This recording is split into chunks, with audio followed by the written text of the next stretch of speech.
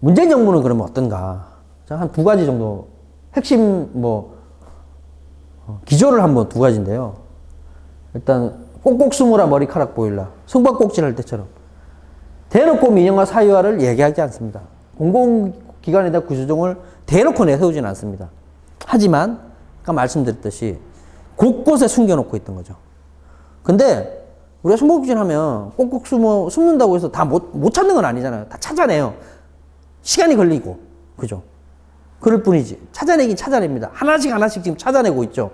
그래서 지금 하나씩 밝혀지고 있는 게 있는데요. 그리고 공공성 강화 정책이 없어요. 그러니까 촛불혁명을 계승하겠다고 하면서 재벌개혁을 하겠다고 했고 재벌개혁 포기했고요. 그죠? 삼성에 대한 태도나 어제 공정거래위원회의 전속고발권 폐지의 문제라든지 폐지하지 않기로 했던 결정이라든지 이런 것들을 보면 공공성을 강화하겠다는 정책은 제로라는 거죠. 기존 정부의 민영화로 인한 폐해들이 많으니까 문제점들이 많으니까 그냥 이거 두는 거예요. 이 문제를 해결하겠다는 게 아니고 그냥 두는 거예요. 방치. 그냥 너네 이렇게 해 그냥. 그럼 언제든지 민영화로 다시 갈 수 있다라는 겁니다. 공공성 강화 정책이 없는 거예요. 이게 두 가지가 기조입니다. 제가 볼 때. 그래서 규제 풀이전법을 통과시켰는데요. 규제 풀이전법은 민주당이 야당일 때 박근혜 정부가 추진하려고 했었어요. 박근혜 정부가 반대했습니다. 근데 여당 되니까 통과시켜버려요. 근데 여당일 때하고 야당일 때 법안이 바뀌지 않았냐고요? 별로 바뀐 건 기조 똑같아요. 핵심 내용도 똑같고요. 통과시킵니다. 그래서 규제 샌드박스를 통해서 공공부문에 대한 민영화 침투를 허용하고 있습니다. 오송에 규제 풀이전법에서 어떤 부분 사업을 지정을 해요. 그러면 거기에 대한 규제가 다 풀려요. 오송 같은 경우는 의료 얘기를 하고 있고요. 울산은 일강에서도 얘기했지만 개론 프로젝트 사업을 하고 있어서 민간 기업이 하고 있어요. 그리고 웨이러블 규제 샌드박스를 통해서 이거 시계에서 이제 심장 박동수 이런 거 체크해서 보내는 거 있잖아요. 그거 규제 샌드박스에 다 풀려가지고 그거 하는 기업도 주가 다 뛰어서 버렸어요. 근데 이거 지금 삼성 스마트폰에 다 깔려 있어요. 요이 땅 준비하고 있는 겁니다. 실제로 공공부문 민영화 침투를 해야 되는데 의료에 대한 침투가 가장 심각한 거죠. 자, 코로나19 핑계로 뉴딜 사업에서 의료 민영화 정책을 대거 포함했습니다. 비대면 원격 의료, 디지털 헬스케어 산업, 아까 말했던 시계 대표적인 게 그렇죠, 지금. 개인정보 활용을 위한 디지털 인프라 구축. 이건 잠시 후에 다시 말씀드릴 텐데, 이런 것들을 하고 있는 겁니다. 그리고, 아까 말한 국책은행, 공기업인 산업은행이나 이런 데서 가지고 있는 대우조선을 다시 민간에게 현대중공업에 넘긴다든지 대한항공이 아시아나를 인수하는데 8천억을 이런 공적 자금을 그냥 주는 거예요. 근데 이 돈이면 그냥 아시아나를 그냥 국영기업이나 공기업으로 해도 되잖아요. 항공은 주요한 교통이고 그죠? 공공성을 확보할 필요가 있다면 근데 그냥 주는 거예요. 이거는 실제로 공적자금 투입해서 공적자금 제대로 돌려받는데 대기업들 없잖아요. 그냥 이렇게 가는 겁니다. 이런 상황이라는 거죠. 문재인 정부는. 선거할 때 당선되고 나니까 입 싹 닦아버리는 이런 상황이라는 거죠. 자, 아까 말씀드린 뉴딜 한번 말씀을 드리면 한국형 뉴딜이라고 그랬습니다. 한국형 뉴딜은 굉장히 문제가 많습니다. 문제 많은 한국형입니다. 한국형은 원래 문제가 많습니다. 지금 이 상황이라면. 4차 산업혁명에 정부가 돈을 대겠다는 건데 디지털 인프라를 구축합니다. 데이터, 5G, AI를 구축하는데 이걸 통해서 데이터를 수집하고 거래하고 활용을 통하는데 개인정보를 무한정 돌리겠다는 거예요. 그래서 개인 의료정보는 건강보험공단에 다 있는데 이 데이터를 다 푸는 거예요. 그러면 이걸 제일 갖고 싶어하는 데가 보험회사인데 삼성생명 이런 데요. 보험 가입하려면 당신은 무슨 질환으로 진료를 한 받았네요. 그래서 여기는 돈을 더 내든가 가입 대상이 안 됩니다. 이런 식으로 간다는 거죠. 그리고 SK, LGU 플러스 그리고 KT 이렇게 통신 재벌과 의료 관련된 사업을 하는 재벌과 국가가 돈 대줘서 이들을 통해서 개인정보를 왔다 갔다 개인 의료정보를 왔다 갔다 하겠다는 거예요. 비대면 사업을 육성한다면서 비대면 원격 의료. 이거 원격 의료 민주당이 야당일 때 반대하는 거거든요. 디지털 헬스케어 산업 육성. 이거 삼성의 수건 사업입니다. 이걸 통해서 의료 민영화를 한다는 거죠. 예를 들어서 이런 겁니다. 원격 의료 하는데 원격 의료를 하려면요. 원격 의료 기계가 있거나 삼성 스마트폰을 사야 돼요. 그죠? 통신회사 연결해서 병원이랑 연결하니까 삼성 여기 땅 돼 있는데 이걸 대주겠다는 겁니다. 지금 이걸 하겠다는 겁니다.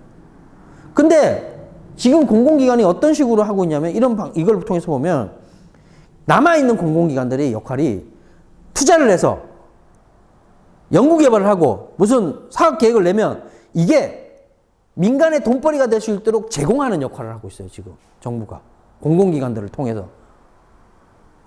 통해서 이게 심각한 문제거든요. 공공기관이 공공재를 가지고 공공의 이익을 위해서 누구나 보편적이고 접근하기 쉽게 기본적인 권리로 보장해주는 역할을 하는 게 아니라 그렇게 된 그 구축한 사업들, 정보들, 데이터들, 계획들을 민간에 넘겨줘서 민간에 돈벌이 할 수 있도록 만들어준다는 거죠. 이게 그겁니다. 4차 산업에게 돈을 대겠다는 것은.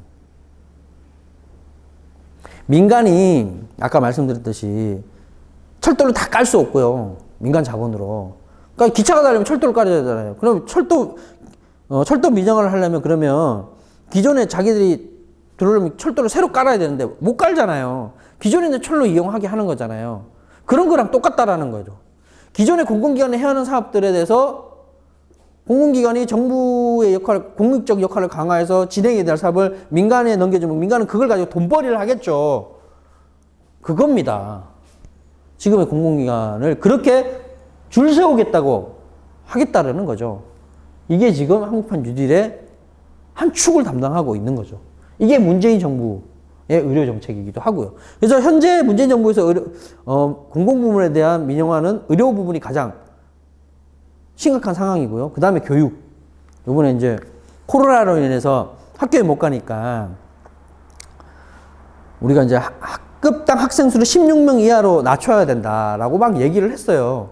그러니까 정부에서도 그런 얘기가 나왔죠. 근데 며칠 전에 발표된 자료에 따르면 16명 이하로 학급당 학생 수 16명 이하로 낮추는 계획은 없고요. 교원을 줄이겠다고 합니다. 아니 학급당 학생 수를 줄이면 교원을 늘려야죠. 그죠? 돌봄 같은 경우도 국가가 어떻게 책임질 것인가를 먼저 밝혀야 되는 거 아닌가요? 그런 게 없다라는 거죠.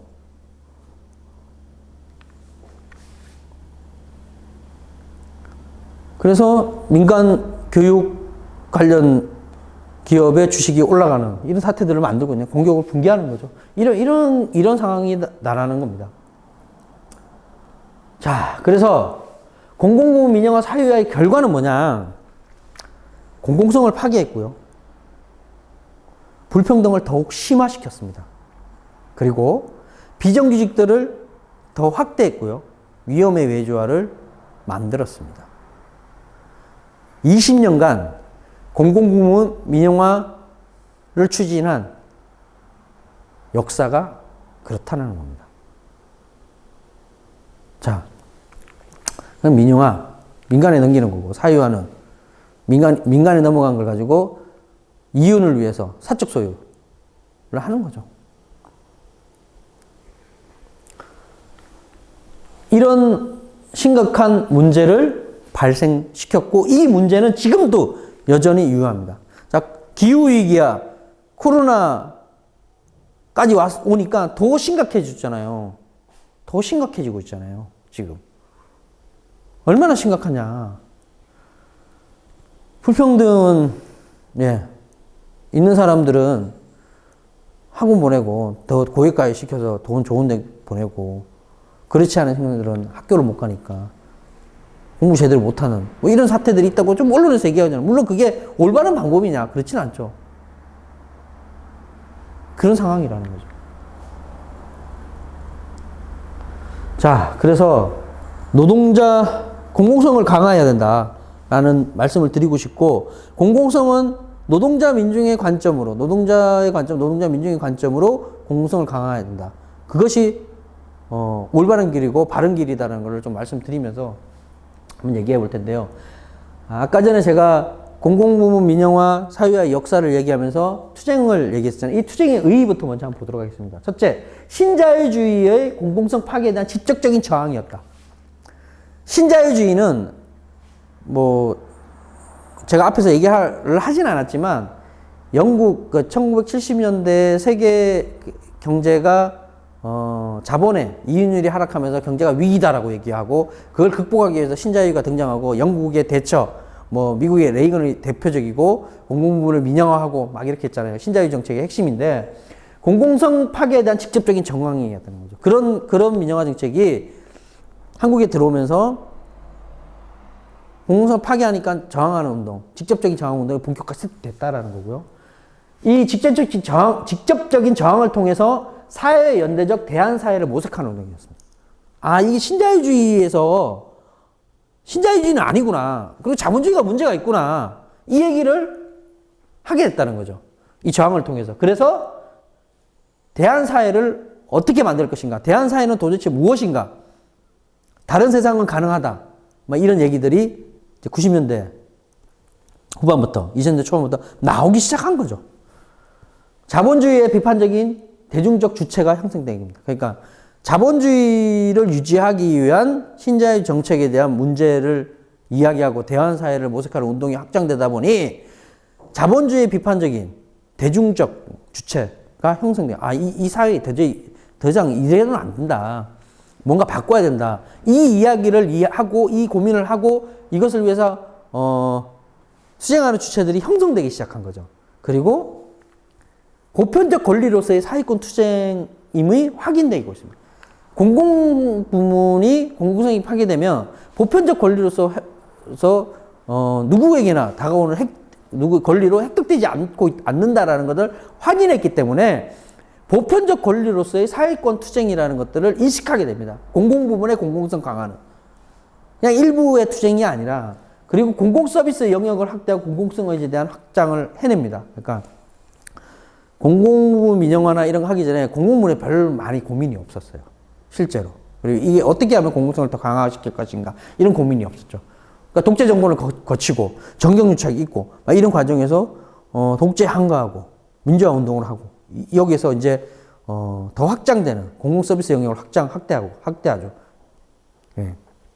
그리고 공공성 의제를 과거에는 하수도, 상수도 크게 이 공공성이 훼손됐다 이런 느낌, 이런 논의를 하지는 않았었습니다. 근데 이런 것들이 확장된 거죠. 그건 상수도뿐만이 아니라 철도 다.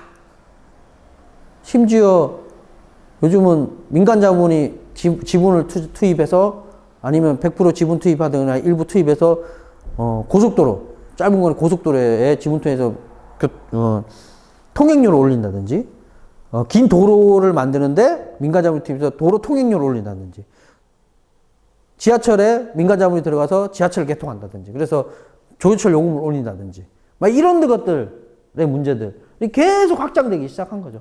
그래서 공공부문의 공공성 강화 투쟁을 통해서 이런 많은 성과들이 있었다라는 것. 이 성과들을 통해서 이제는 공공성 강화의 문제에 더 우리는 직접적인 고민들을 해야 되지 않겠냐라는 거고요.